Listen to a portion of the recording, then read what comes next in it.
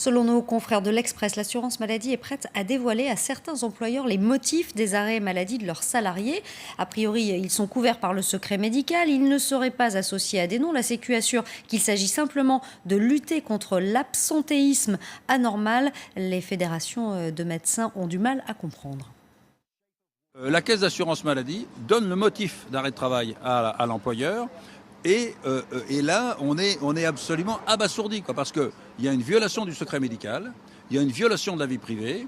Donc, si vous voulez, on se demande dans quel pays on est. On est dans le pays des droits de l'homme, et là, la caisse d'assurance maladie viole la vie privée, viole le secret médical, et en plus, elle affirme que les partenaires sociaux ont été consultés. Moi, je peux vous dire que je suis syndicat signataire de la Convention, je n'ai jamais été consulté sur ce sujet-là. Et je peux vous dire que si je l'avais été, ça aurait vraiment bardé, parce que ça, c'est vraiment un pur scandale. Quasiment 7h35, va-t-on être espionné par l'assurance maladie, notre employeur? C'est la question que nous nous posons ce matin. Pour lutter contre l'absentéisme, l'assurance maladie lance une expérimentation dont nous allons parler avec vous. Marine Janté, vous êtes directrice des risques professionnels à la Caisse nationale d'assurance maladie. D'abord, je voudrais que vous nous parliez de cette expérimentation que vous êtes en train de mener dans plusieurs entreprises. Comment ça va se passer ? Bonjour. Eh bien, écoutez, vous savez, l'assurance maladie doit contrôler et vérifier la mission de vérification des prestations qu'elle verse. Donc, nous avons sur les arrêts de travail, qui est un sujet toujours très sensible, très complexe, un poste très dynamique depuis des années.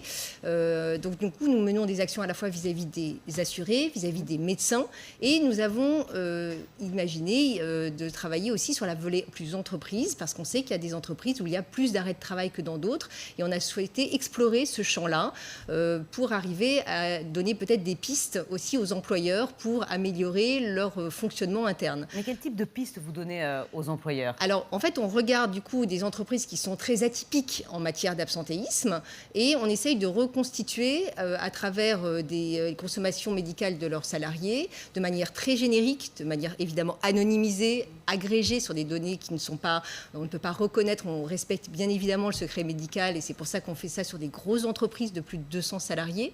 Et on essaye de reconstituer des causes un peu générales comme les troubles musculo-squelettiques, les lombalgies et les risques psychosociaux, afin de donner après des pistes à l'entreprise pour essayer d'engager un dialogue en interne pour améliorer la partie prévention. Ça veut dire que la sécurité sociale ne dévoile pas, comme on a pu le comprendre, aux employeurs le motif de l'arrêt maladie ? Bien sûr que non. De toute façon, ça c'est absolument interdit et on est soumis à des règles très strictes, et ce qui est tout à fait normal d'ailleurs. On est encadré par un cadre réglementaire et validé par la CNIL. Donc on a, en tant qu'assureur public, on a le droit d'utiliser des données, mais on les restitue de manière extrêmement générale.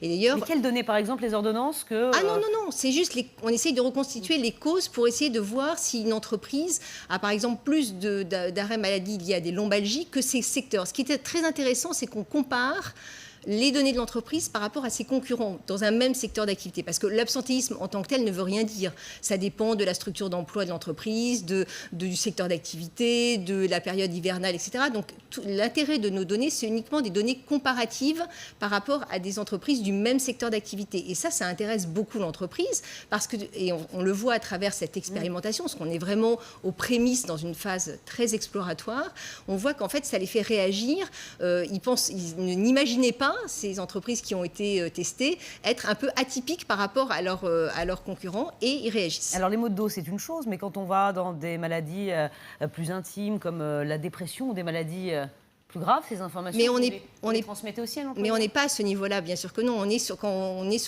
sur la catégorie très générique risques psychosociaux, et en fait, c'est corrélé à des consommations d'anxiolytiques. Donc on n'est pas sûr que ce soit la cause de l'arrêt de travail. On dit juste, c'est étonnant, le profil de vos salariés consomme plus d'anxiolytiques que les salariés de vos concurrents, et on est sur quelque chose d'extrêmement global. Donc il n'y a aucune possibilité d'aller flécher ça après sur des employés particuliers.